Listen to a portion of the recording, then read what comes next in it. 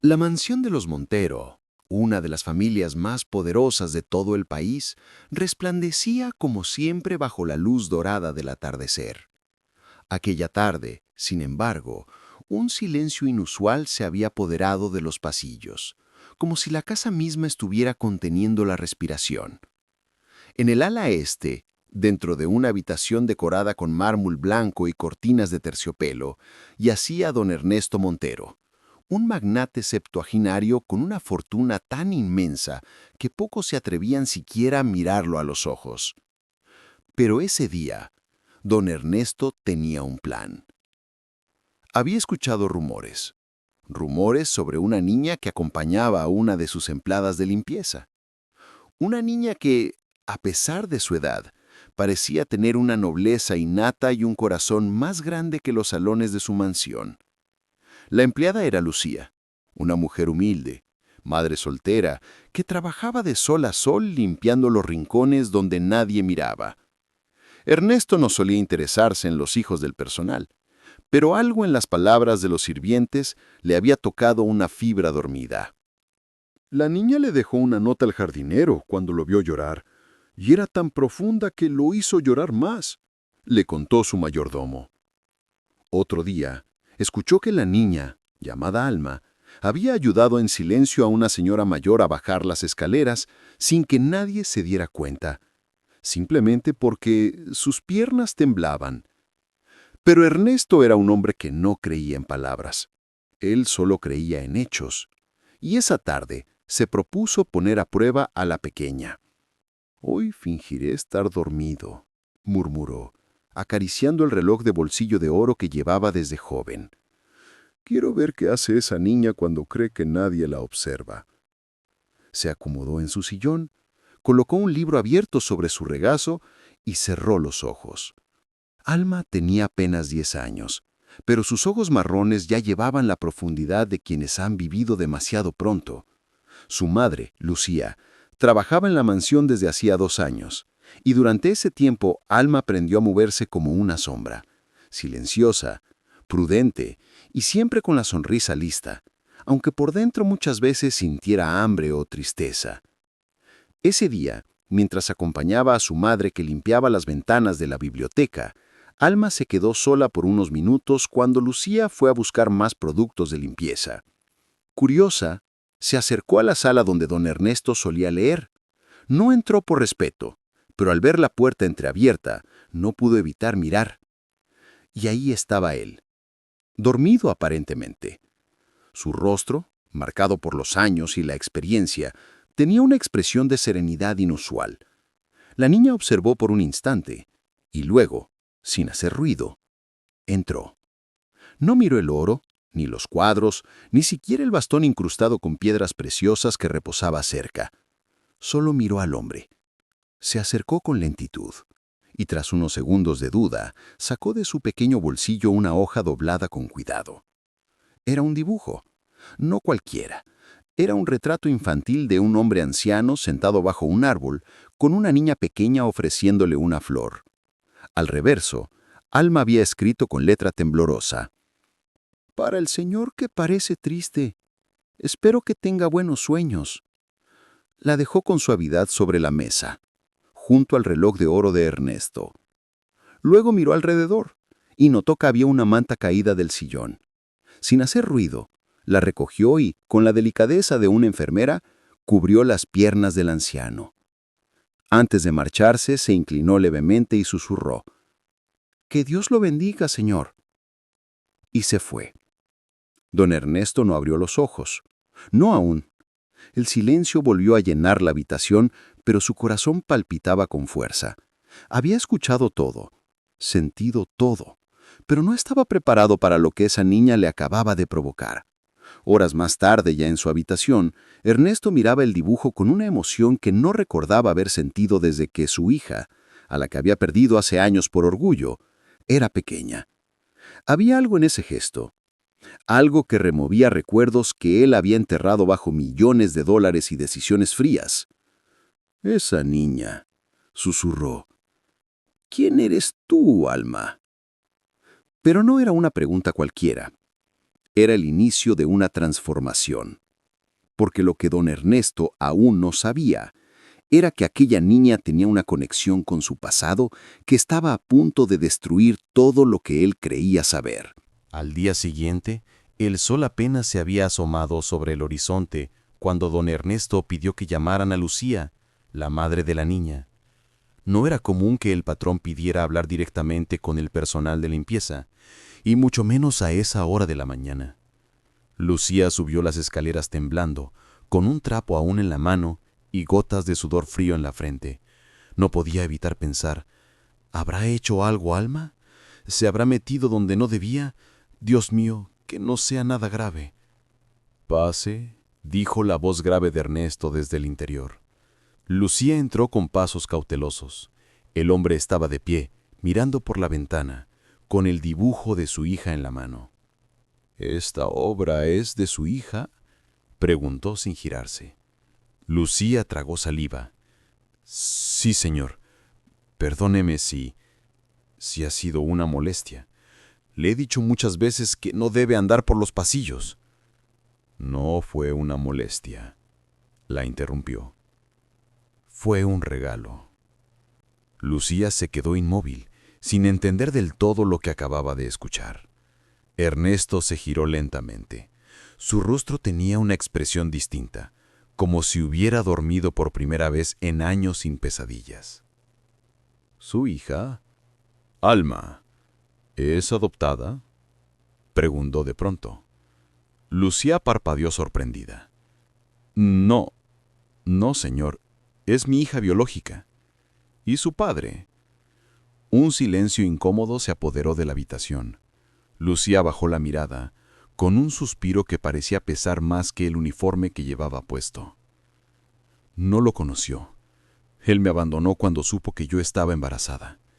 Era un hombre importante, pero orgulloso. Nunca quiso reconocerla. Ernesto apretó el dibujo con fuerza, como si una chispa de intuición le quemara la palma.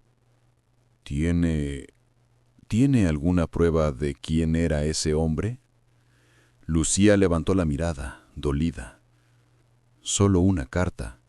La escribió cuando yo estaba embarazada. Luego desapareció. Me pidió que no lo buscara nunca. ¿Y esa carta? La guardo. No por él, sino por Alma. Algún día, cuando sea mayor, quizá quiera saber. Ernesto la miró fijo. Algo en sus ojos temblaba, como una verdad a punto de romperse.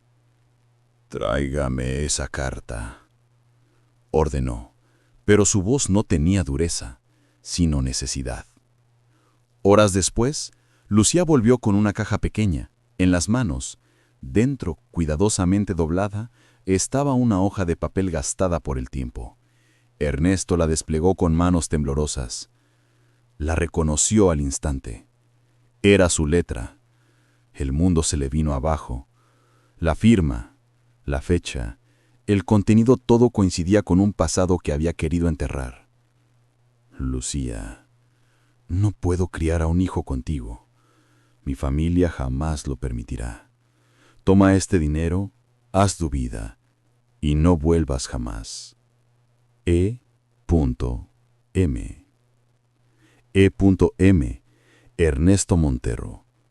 La letra no mentía, la culpa tampoco. Dios mío, susurró, dejándose caer en el sillón. Esa niña es mi hija. Lucía rompió a llorar. Había guardado el secreto por años. Jamás imaginó que algún día se enfrentaría a esta verdad. ¿Por qué nunca volviste? ¿Por qué me dejaste sola? Ernesto no tenía respuesta. Solo tenía las manos vacías y un alma llena de arrepentimiento. Esa noche, el anciano no pudo dormir. Miraba el techo con los ojos vidriosos, repitiendo mentalmente cada gesto que Alma había hecho el día anterior. La ternura con la que lo cubrió, la nota, el dibujo, su mirada pura. Y todo eso sin saber que él era su padre. Era irónico, pensó. Había pasado la vida entre lujos, negocios y decisiones frías.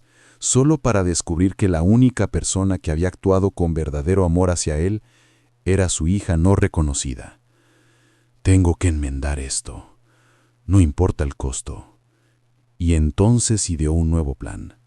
Un plan para acercarse a Alma, sin revelarle todavía toda la verdad. Al día siguiente, Ernesto pidió a su abogado que preparara una beca especial. A nombre de una fundación anónima, otorgaría apoyo completo a Alma, escuela, materiales, transporte y lo que necesitara. Lucía al enterarse lloró de emoción. Pero, ¿por qué hace esto por ella? Ernesto solo respondió: a veces la vida nos da una segunda oportunidad y hay que saber tomarla. Pero en su corazón sabía que esto apenas era el comienzo, porque el amor que esa niña despertó en él no podía quedarse en secreto. Tarde o temprano tendría que enfrentarse a su mayor miedo: decirle a Alma que él era su verdadero padre. Los días pasaron y la rutina en la mansión Montero comenzó a cambiar. Don Ernesto, quien hasta entonces se mostraba distante, frío y ensimismado en sus negocios, ahora encontraba excusas para permanecer más tiempo en casa. Caminaba por los jardines, fingía revisar libros en la biblioteca e incluso se aparecía sin previo aviso en la cocina, algo impensable semanas antes. Todo con un único propósito: ver a Alma.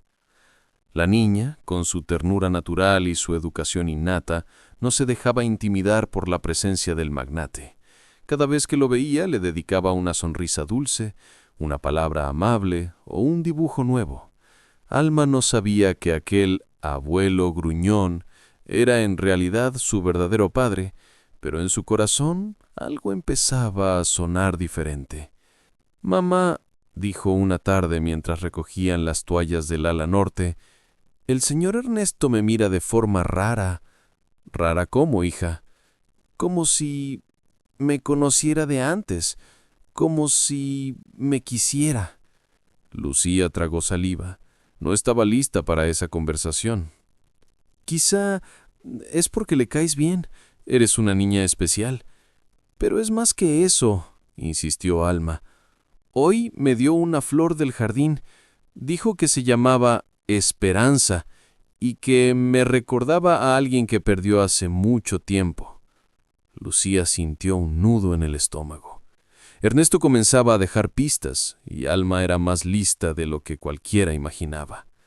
Una semana después, don Ernesto invitó a Lucía y a Alma a cenar con él. No fue una orden, sino una petición. Les dijo que deseaba agradecerles en persona por la paz que habían traído a su casa. Lucía dudó. Nunca había cenado con el patrón, pero Alma estaba entusiasmada. Se puso su vestido más bonito, uno viejo pero limpio, con un pequeño lazo azul que ella misma cosió, y bajó las escaleras tomada de la mano de su madre. La mesa estaba impecable: luces suaves, platos de porcelana, copas de cristal. Ernesto se había puesto su mejor traje, el mismo que solía usar en reuniones con ministros y embajadores. Durante la cena apenas hablaron de negocios ni de dinero. Ernesto hizo preguntas sobre los gustos de Alma. ¿Qué libros le gustaban? ¿Qué soñaba con ser de mayor? ¿Qué la hacía feliz?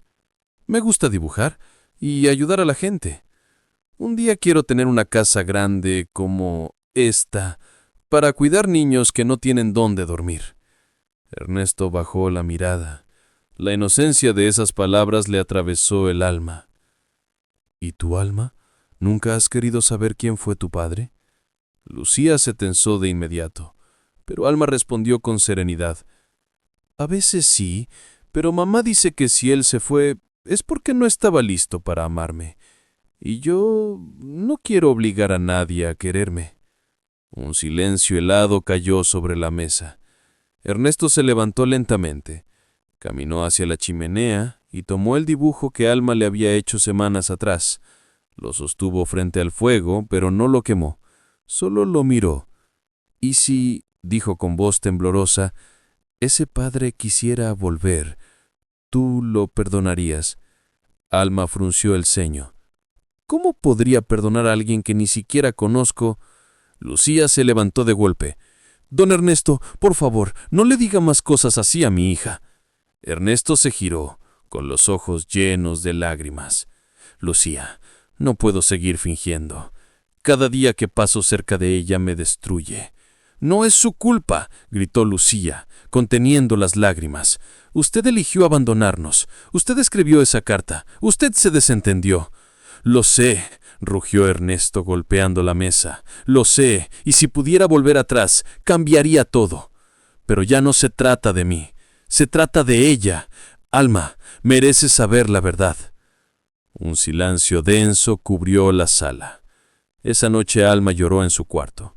No entendía del todo lo que había pasado, pero escuchó las palabras, los gritos, el llanto de su madre, y una idea empezó a florecer en su mente. ¿El señor Ernesto es mi padre? El mundo de Alma se tambaleaba. De pronto todos los gestos del anciano cobraban un nuevo significado. Su forma de mirarla, su voz temblorosa, sus regados silenciosos, la beca misteriosa, las flores, las preguntas. Todo. Mientras tanto, Ernesto bebía solo en su estudio. Sostenía la carta con la firma de E.M. en una mano y en la otra el retrato infantil donde él aparecía sentado bajo un árbol. «Perdóname, hija mía», susurró. «No sé si me odiarás o me abrazarás, pero mañana sabrás la total verdad». Porque al amanecer Ernesto había decidido hacerlo. Alma descubriría quién era realmente, y nada volvería a ser igual. La mañana siguiente amaneció con una bruma densa, como si el cielo mismo quisiera esconderse de lo que estaba por suceder. En la mansión Montero, el ambiente era tenso, cargado de silencios prolongados y miradas evitadas. Lucía no había dormido. Pasó toda la noche sentada junto a la cama de su hija, acariciando su cabello, mientras la niña, aunque con los ojos cerrados, respiraba de forma entrecortada. Alma no dijo nada, pero su alma lo gritaba todo: confusión, miedo y esperanza. Ernesto, por su parte, se había despertado antes del amanecer.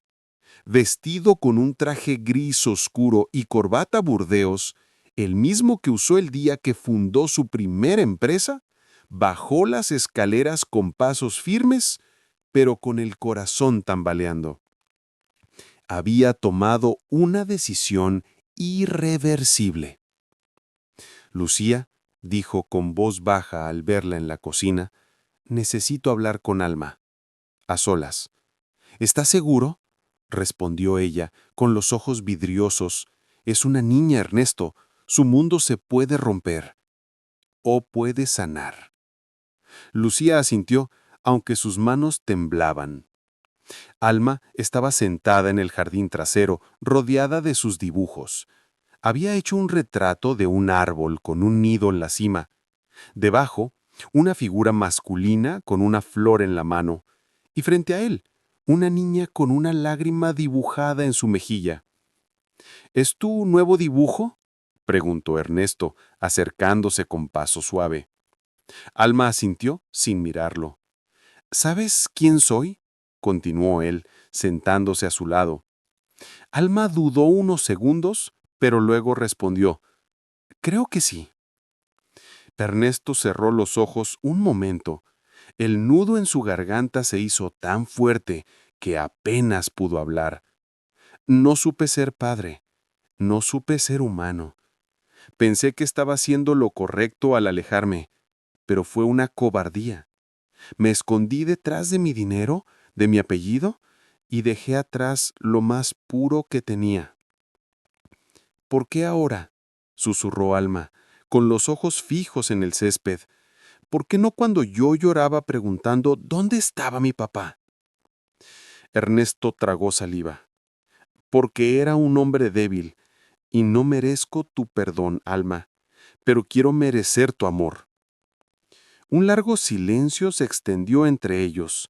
Solo se oía el viento moviendo las hojas. «¿Me odias?», preguntó Ernesto finalmente. Alma lo miró. Sus ojos brillaban con una mezcla de dolor y compasión. No sé cómo odiar, señor Ernesto, pero tampoco sé cómo quererlo todavía. Ernesto sonrió con tristeza. Eso está bien. Es un comienzo. Esa tarde toda la mansión quedó en pausa. Lucía, que escuchó desde la ventana, lloró en silencio. Sabía que la herida estaba abierta, pero también que por primera vez alguien quería sanarla. Pero no todos estaban contentos. Víctor, el sobrino de Ernesto y heredero designado hasta entonces, había observado la transformación del anciano con creciente sospecha. En su interior hervía una rabia mezclada con miedo. ¿Una hija perdida? ¿Una niña cualquiera va a quedarse con todo esto?, refunfuñó frente al abogado de la familia. ¡Eso es una locura! El abogado, un hombre mayor de cabello blanco, respondió con serenidad. El señor Ernesto tiene todo el derecho de reconocer a su hija y modificar su testamento. No lo permitiré, gruñó Víctor, golpeando el escritorio. No después de todo lo que me ha prometido. Voy a desenmascarar a esa mujerzuela y a su mocosa. Esa noche, Ernesto escribió una nueva cláusula en su testamento. Dejaría la mitad de su fortuna a obras benéficas y la otra mitad a Alma. Pero más allá del dinero, había algo que deseaba más. Quiero que sepa quién es. Quiero que lleve mi apellido si ella así lo decide, le dijo al notario. ¿Y si dice que no? Entonces seguiré amándola en silencio, pero al menos lo intenté. En otro rincón de la casa, Alma lloraba abrazada a su madre. ¿Tú crees que algún día pueda llamarlo papá sin que me duela? Lucía acarició su rostro. Cuando estés lista, mi vida, no antes. No porque él lo quiera, sino porque tú lo sientas. Y por primera vez desde que llegó a esa casa, Alma sintió que algo en su interior se estaba reconstruyendo. La paz recién descubierta en la mansión Montero no duró mucho. Mientras Alma y Ernesto trataban de reconstruir el puente roto por los años y el silencio, una nueva amenaza crecía en la sombra. Víctor Montero, el ambicioso sobrino que, durante más de 2 décadas, se había preparado para heredar el imperio de su tío. Víctor no solo estaba furioso, estaba humillado. ¿Una mocosa bastarda va a quitarme lo que me pertenece?, bufaba frente a su novia, una joven superficial llamada Renata, que disfrutaba más del apellido Montero que del hombre mismo. Tal vez solo quiere algo simbólico, dijo ella masticando chicle. Ya sabes, un poco de cariño, un apellido, una beca. ¡Una beca!, gritó él. Esa niña está a un paso de ser declarada heredera oficial. No lo permitiré. Su rostro, normalmente impecable y pulido para las cámaras y los almuerzos empresariales, se torcía en una expresión de odio crudo. Esa misma semana, mientras Ernesto preparaba los papeles para legalizar el reconocimiento de paternidad, Víctor contrató a un investigador privado. Su misión: encontrar cualquier cosa que pudiera manchar el nombre de Lucía o de Alma. Pero no encontró escándalos, ni arrestos, ni mentiras.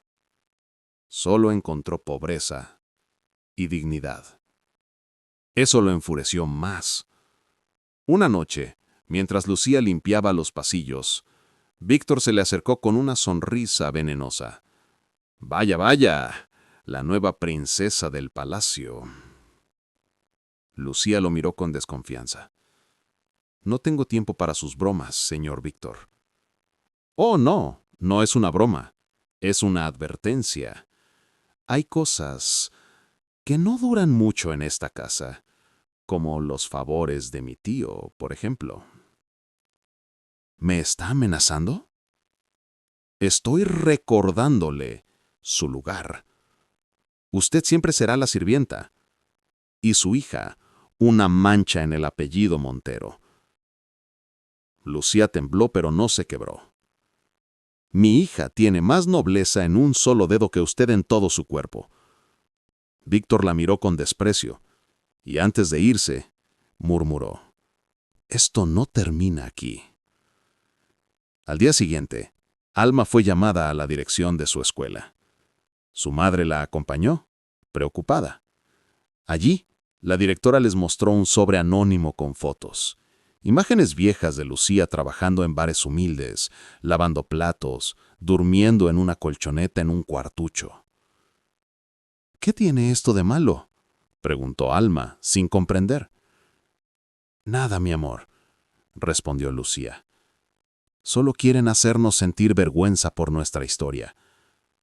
Pero algo cambió en Alma ese día. Entendió que no todos aceptarían fácilmente su presencia en el mundo de los ricos, que algunos, como Víctor, harían lo posible por borrarla. Ernesto, al enterarse, estalló de furia. «Voy a sacar a ese parásito de mi testamento. No quiero volver a verlo». Pero Alma, con una madurez sorprendente, puso una mano en su hombro. «No quiero venganza, papá». Fue la primera vez que lo llamó así, y Ernesto quedó paralizado. «Quiero que me respeten por lo que soy, no por lo que herede». El anciano rompió en llanto. Esa niña, su hija, tenía más sabiduría que él a sus 70 años. Mientras tanto, Víctor preparaba su último golpe. Sabía que Ernesto, por enfermedad, tomaba medicamentos específicos y contrató a alguien dentro del personal de la mansión para intercambiar las dosis. «Un accidente», dijo con frialdad. «Un pequeño desliz, nada mortal, pero sí lo suficiente para debilitar su juicio, confundirlo, hacerlo parecer senil». El plan estaba en marcha, pero no contaba con Alma. Una noche, mientras dibujaba en la biblioteca, Alma escuchó ruidos en la cocina. Se acercó sin ser visto y vio que uno de los cocineros reemplazaba un frasco de pastillas. «¿Qué está haciendo?», preguntó con voz firme. El hombre se sobresaltó, tartamudeó, intentó inventar una excusa. «¿Eso es para mi papá? ¿Está cambiando sus medicinas?». El cocinero corrió, dejando caer el frasco. Alma lo recogió y supo que algo muy malo estaba por pasar. Corrió con todas sus fuerzas hacia el despacho de Ernesto. Cuando llegó, él ya estaba tomando las nuevas pastillas. «No las tragues», gritó. «Alguien las cambió». Ernesto la miró confundido y tosió. Cayó al suelo. Alma gritó con todas sus fuerzas: «¡Mamá, ayuda! ¡Papá se está muriendo!». El grito de Alma resonó como un trueno en los pasillos de la mansión Montero. «¡Papá! ¡Papá, por favor! ¡No te mueras!». Ernesto yacía en el suelo, pálido, respirando con dificultad. Lucía, al escuchar el alboroto, corrió desde la cocina y al ver la escena, soltó un grito ahogado. «¡Dios mío! ¡Ernesto!». Alma sostenía su rostro entre las manos, llorando desesperadamente. «Llamen a una ambulancia», gritó Lucía. «¡Ya!». Minutos después, las luces rojas de una ambulancia iluminaban el jardín. Médicos corrieron dentro con una camilla. En medio del caos, uno de ellos preguntó: «¿Ha tomado algo inusual? ¿Algún medicamento reciente?». «Sí», exclamó Alma, mostrando el frasco caído. «Estas pastillas no son las mismas de siempre. Alguien las cambió». El médico tomó el frasco, lo revisó con rapidez y frunció el ceño. «Esto no coincide con su tratamiento». «¿Puede haber sido envenenado?», preguntó Lucía, temblando. «No lo sabremos hasta que lo estabilicemos y analicemos la sangre», respondió el paramédico. «Pero actuaron justo a tiempo». Alma apretó la mano de su padre mientras lo subían a la camilla. «Resiste, por favor». Esa noche, La mansión quedó en un silencio aún más pesado. Renata, la novia de Víctor, al enterarse de lo ocurrido, entró en pánico. «Nos van a descubrir. Víctor, esto se te fue de las manos». Víctor, sin embargo, se mantenía frío como el mármol. «¿Y qué? No hay pruebas. Solo una niña histérica y una madre sirvienta. Pero si Ernesto sobrevive, te va a destruir». «Si sobrevive», repitió él con una sonrisa torcida. «Pero hay algo que no saben». Lo que Víctor no esperaba era que la cámara de seguridad del pasillo trasero, instalada hace apenas una semana por orden directa de Ernesto, había captado todo. Y el mayordomo, don Sebastián, fiel servidor de la familia durante 40 años, lo descubrió al revisar los archivos digitales mientras todos dormían. A la mañana siguiente, Alma y Lucía estaban en la sala de espera del hospital. El médico salió con una expresión seria pero esperanzadora. «Ernesto está estable. Está fuera de peligro. Gracias a usted, jovencita». Alma respiró profundamente, derrumbándose en los brazos de su madre. Lloró, pero esta vez de alivio. «¿Puedo verlo?» «Por supuesto, pero solo unos minutos. Aún está débil». Dentro de la habitación, Ernesto tenía una sonda en el brazo y el rostro demacrado, pero sus ojos brillaban con orgullo al ver a su hija. «¿Fuiste tú la que me salvaste?» «Sí, papá. Vi cómo cambiaban tus pastillas». Ernesto tomó su mano con fuerza. «Eres mi mayor milagro. Perdóname por todo lo que no estuve, pero gracias por estar tú cuando más lo necesitaba». Alma solo sonrió, con los ojos llenos de lágrimas.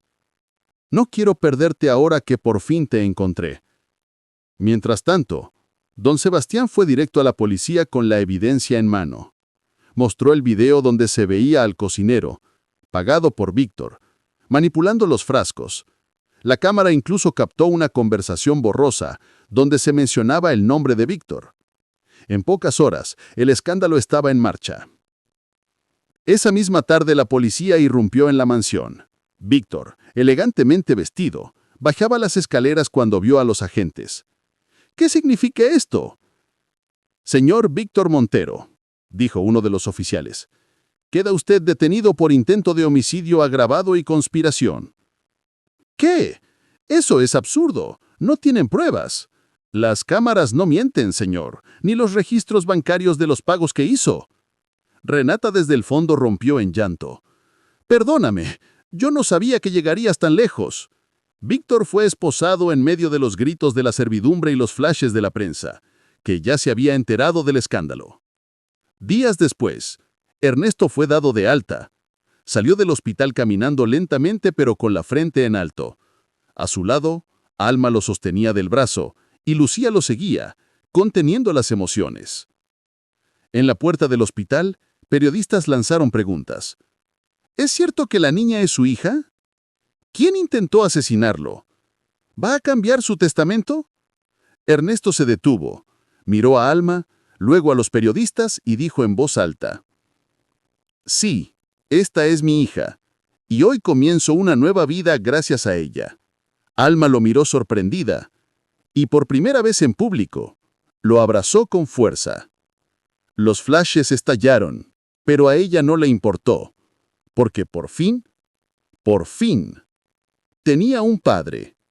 Los días que siguieron al alta de Ernesto Montero fueron un torbellino de emociones, decisiones legales y titulares. La hija secreta del magnate Montero lo salva de un intento de asesinato. Víctor Montero, arrestado por intento de homicidio a su propio tío. Una niña de 11 años pone de cabeza al imperio Montero. Los periódicos, los noticieros, los canales digitales, todos querían una exclusiva. Pero Alma solo quería volver a su cuaderno de dibujos y abrazar a su madre por las noches sin miedo. En la mansión, ahora bajo estricta vigilancia policíaca, Ernesto convocó a una reunión privada con sus abogados, su contador, y con Lucía y Alma sentadas a su lado. He decidido que Alma sea mi única heredera legal, no solo por la sangre que nos une, sino por el corazón que me devolvió. ¿Pero no es muy joven para asumir responsabilidades tan grandes?, preguntó uno de los abogados. No tomará decisiones sola. Lucía tendrá tutela financiera hasta que Alma cumpla la mayoría de edad. Pero esta mansión, mis acciones, mis empresas, todo llevará su nombre algún día. Lucía, atónita, rompió en llanto. Yo nunca pedí esto, solo quería que ella tuviera un futuro, no un imperio. Y lo tendrá, respondió Ernesto. Pero con dignidad. No quiero que sea una princesa de cristal, sino una reina fuerte. Pero no todos aplaudían. En círculos empresariales, inversores y socios comenzaron a cuestionar la capacidad de Ernesto. ¿Le dejará todo a una niña? ¿Y si está senil? ¿Y si esa mujer solo quiere aprovecharse de él? ¿Y si todo es una farsa para manipular la herencia? Los rumores volaban. Y Ernesto lo sabía. Por eso, decidió enfrentarlos. Convocó a una rueda de prensa en la sede central de Montero Corp. Era la primera aparición pública de Alma como hija legítima del magnate. Cientos de periodistas, cámaras y figuras públicas acudieron al evento. Ernesto subió al podio, con bastón en mano, y pidió silencio. Durante años, viví en la cima del mundo, pero en la más profunda soledad, hasta que conocí a Alma, mi hija, mi sangre. Alma, vestida con un sencillo vestido blanco y zapatitos gastados, se paró a su lado con los ojos grandes pero firmes. Muchos dirán que soy viejo, que he perdido el juicio, pero les aseguro algo. Esta niña me ha dado una lección que ningún MBA en Harvard pudo darme. ¿Cuál es esa lección?, gritó un reportero. Que el verdadero legado no se mide en millones, sino en amor. La sala quedó en silencio. Luego estalló en aplausos. Después del evento, mientras Alma firmaba algunos papeles junto al abogado como heredera legal y nueva beneficiaria de varias fundaciones, Lucía se acercó a Ernesto. ¿Estás seguro de todo esto? ¿Y si la estás lanzando a un mundo que no está lista para soportar? No estoy seguro de nada. Pero estoy seguro que Alma tiene algo que muchos adultos no tienen. Compasión. ¿Y tú crees que eso bastará? No bastará. Por eso quiero que tú estés a su lado. No como sirvienta, no como sombra, como madre y como guía. Lucía lo miró, con lágrimas en los ojos. Gracias por confiar en ella, en nosotras. Pero como toda historia de ascenso, también comienzan las pruebas. En la escuela, algunos niños ya empezaban a murmurar. Mira, es la hija del millonario. Seguro ahora se cree mejor que todos. ¿Y su mamá no era la señora que limpiaba los baños? Alma al principio sonreía, pero por dentro las palabras cortaban como navajas. Un día, una niña empujó su cuaderno al suelo y dijo con burla. Seguro ni sabes multiplicar, solo eres una Montero por lástima. Alma respiró profundo. Recogió su cuaderno y respondió. Prefiero ser rica en valores que pobre en alma. La profesora, que lo había escuchado todo, la aplaudió frente al salón. Eso, querida, es verdadera nobleza. Pero las amenazas no habían acabado. Desde la cárcel, Víctor había empezado a mover hilos. Había enviado cartas a antiguos aliados, a accionistas resentidos, a medios sensacionalistas. Prepárense. Esta historia no ha terminado. Escribió con puño firme. Y en la mansión. Una carta anónima fue deslizada bajo la puerta de Alma. En ella, recortadas de periódicos, se leía: No eres una Montero. Nunca lo serás. Lucía la encontró esa noche, hecha bolita junto al bote de basura. No dijo nada. Solo abrazó a su hija y le susurró: No importa lo que digan, sos mi milagro, y ahora también eres la esperanza de esta familia. Alma apretó los ojos. Sabía que el camino no sería fácil, pero también sabía que no estaba sola. El otoño llegó a la ciudad, y con él una nueva etapa para Alma, Lucía y Ernesto. La mansión Montero ya no era un lugar de mármol frío y silencioso, sino un hogar lleno de risas suaves, olor a pan recién horneado y libros infantiles desordenados sobre las mesas. Pero en la sombra, Víctor no se había rendido. Desde su celda, había convencido a un antiguo contador corrupto de la empresa para falsificar documentos que supuestamente demostraban que Ernesto no era el verdadero padre de Alma. Con una firma falsa y un testimonio comprado, presentó una apelación judicial buscando anular la herencia. «Voy a limpiar el apellido Montero de esa farsa sentimental», dijo entre dientes. «La voy a sacar a ella y a su madre». Cuando la notificación judicial llegó a la mansión, Lucía la leyó en voz alta con manos temblorosas. Alma, ahora más fuerte, la detuvo con calma. «Tranquila, mamá. Si hemos llegado hasta aquí, también pasaremos por esto». Ernesto, al leer la acusación, apretó los dientes. Ese bastardo no sabe cuándo rendirse. Pero esta vez, Ernesto no lucharía solo. El juicio fue programado con rapidez. La prensa volvió a encenderse. Los titulares gritaban: «Víctor Montero ataca de nuevo desde prisión. Se pone en duda la paternidad del magnate. ¿Es Alma realmente una Montero?». El día del juicio, Alma entró de la mano de su madre y con la frente en alto. Vestía un vestido sencillo, el mismo del día en que Ernesto la reconoció públicamente. El juez, un hombre canoso y de voz severa, pidió silencio. «Tenemos aquí una acusación seria. ¿El señor Montero desea declarar?». Ernesto se levantó con dificultad. Se apoyó en su bastón, pero su voz resonó con una fuerza inquebrantable. «Señoría, no necesito ADN para saber quién es mi hija, porque Alma no es Montero por sangre, sino por lo que tiene en el alma, y yo la reconozco con orgullo».